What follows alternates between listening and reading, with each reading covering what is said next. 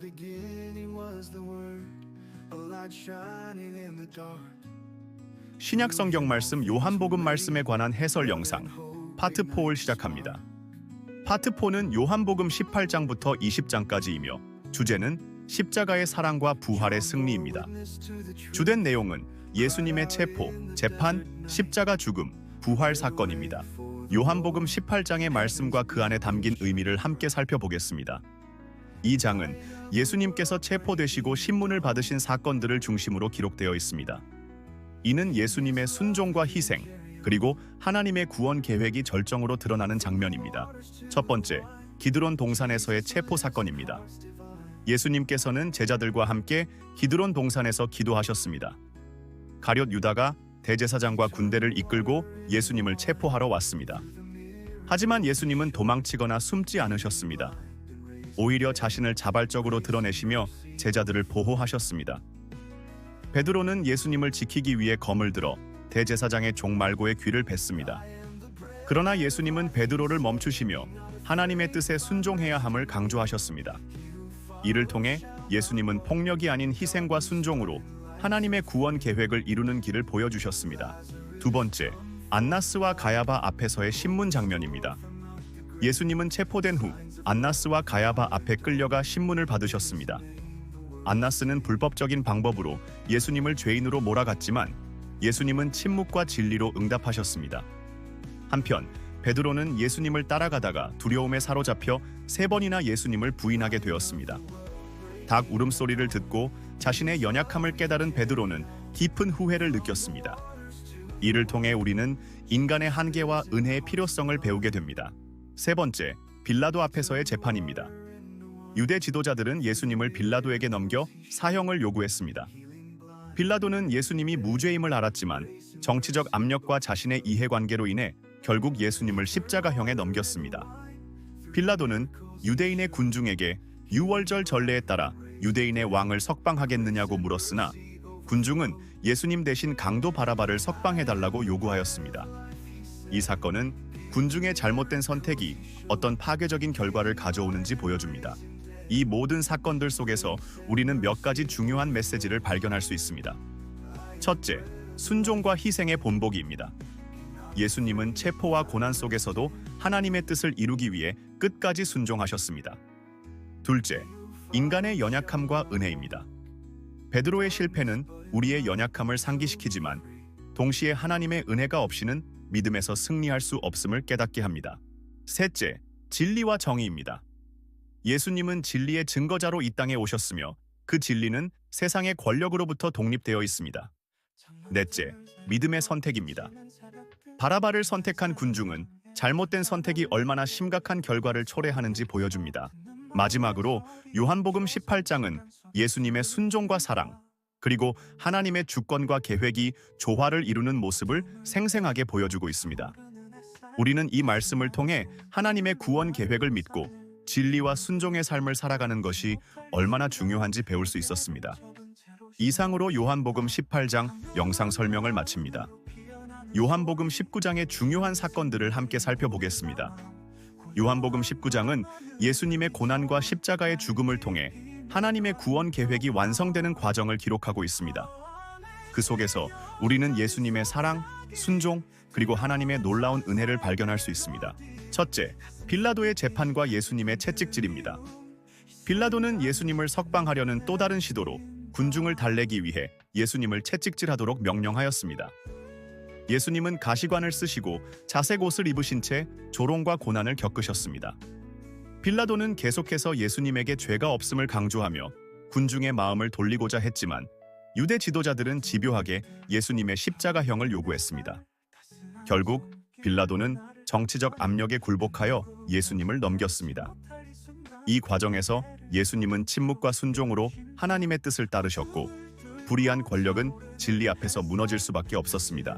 둘째, 골고다에서의 십자가 처형입니다. 예수님은 자신의 십자가를 지고 골고다로 향하셨습니다. 그곳에서 두 강도 사이에 못 박히시며 극심한 고난을 감당하셨습니다. 십자가 위에서 예수님은 다 이루었다는 말씀을 남기셨는데 이 말씀은 하나님의 구원 계획이 완성되었음을 선포한 것입니다. 빌라도는 십자가 위에 나사렛 예수 유대인의 왕이라는 죄패를 히브리어, 라틴어, 헬라어로 기록하게 했습니다.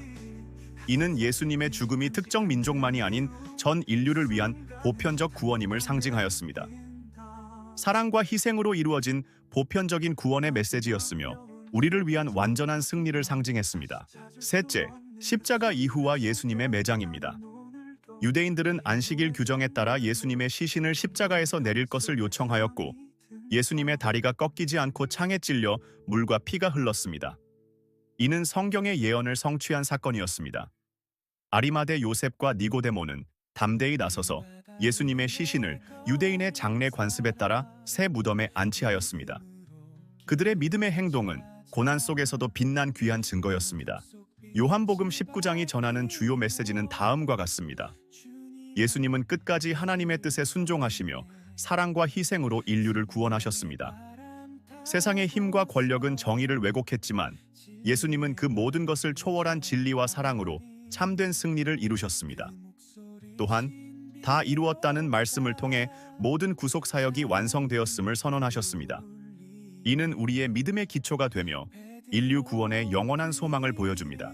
결론적으로 요한복음 19장은 하나님의 사랑과 예수님의 희생을 통해 인류 구원의 길이 열렸음을 증언하는 장입니다. 우리는 이 말씀을 통해 하나님의 크신 은혜와 예수님의 순종을 깊이 묵상하며 십자가의 사랑을 더 깊이 깨닫는 시간을 가질 수 있었습니다. 요한복음 20장의 내용을 중심으로 부활의 기적과 그 의미를 살펴보도록 하겠습니다. 먼저 빈 무덤의 발견입니다. 안식 후 첫날 막달라 마리아는 무덤을 찾았지만 돌이 옮겨져 있고 예수님의 시신은 보이지 않았습니다. 깜짝 놀란 마리아는 베드로와 요한에게 이 사실을 알렸고 두 제자는 무덤으로 달려갔습니다. 그곳에서 그들은 세마포와 수건만 남아있는 것을 확인했지만 부활의 진정한 의미를 이해하지 못하였습니다. 이것은 하나님의 예언 성취가 우리의 이해를 초월한다는 사실을 보여줍니다. 믿음은 오직 하나님의 은혜와 영적 성숙을 통해 자라나게 되었습니다. 다음으로 부활하신 예수님의 첫 등장입니다. 막달라 마리아는 무덤 앞에서 울며 천사들을 보았습니다. 그리고 뒤를 돌았을 때 예수님을 보았지만 처음엔 그분을 동산지기로 오해하였습니다. 그러나 예수님께서 그녀의 이름을 부르셨을 때 그녀는 비로소 주님임을 깨달았습니다. 마리아는 예수님의 말씀을 제자들에게 전하며 부활의 소식을 알렸습니다. 이 장면은 예수님과의 개인적인 만남을 통해 믿음이 깊어지는 과정을 잘 보여주었습니다. 믿음은 환경을 보는 우리의 시각을 변화시켰습니다. 이어서 제자들에게 나타나신 예수님의 이야기가 이어집니다. 안식 후 첫날 저녁, 두려움에 문을 닫고 있던 제자들에게 예수님은 평안의 말씀과 함께 나타나셨습니다. 도마는 이 자리에 없었고 예수님의 부활을 믿지 못하였습니다. 그러나 여드레 후 예수님은 도마에게 손과 옆구리를 보여주시며 믿음을 가지라고 하셨고 도마는 나의 주님이시요 나의 하나님이시니이다 라고 고백하였습니다. 예수님은 보지 않고 믿는 자들이 복되다고 말씀하셨습니다. 이는 믿음이 단순한 경험에 의존하지 않고 하나님의 계시와 성령의 역사를 통해 이루어진다는 것을 강조하였습니다. 마지막으로 요한복음의 목적 선언입니다. 요한은 이 복음서를 기록한 이유가 분명하다고 말했습니다. 예수님이 하나님의 아들 그리스도이심을 믿게 하고 믿음을 통해 영생을 얻게 하기 위함이었습니다. 이는 복음의 기록이 단순한 역사가 아니라 영원한 생명의 길로 인도하는 메시지임을 보여줍니다. 요한복음 20장은 부활의 증거와 믿음의 필요성을 중심으로 우리가 눈에 보이지 않아도 하나님의 계획을 신뢰해야 함을 가르쳐주고 있습니다. 또한 개인적인 만남과 은혜를 통해 믿음이 더욱 깊어진다는 사실을 보여줍니다. 예수님은 성령을 약속하시며 제자들에게 복음 전파의 사명을 부여하셨고 이를 통해 영생의 소망을 심어주셨습니다. 요한복음 20장은 기독교 신앙의 핵심인 부활과 영생의 약속을 분명히 보여주는 장으로 우리에게 소망과 확신을 주었습니다. 오늘 이 말씀을 통해 우리의 믿음이 더욱 굳건히 세워지기를 바랍니다. 파트 4를 마치고 파트 5에서 요한복음 말씀의 해설을 이어갑니다.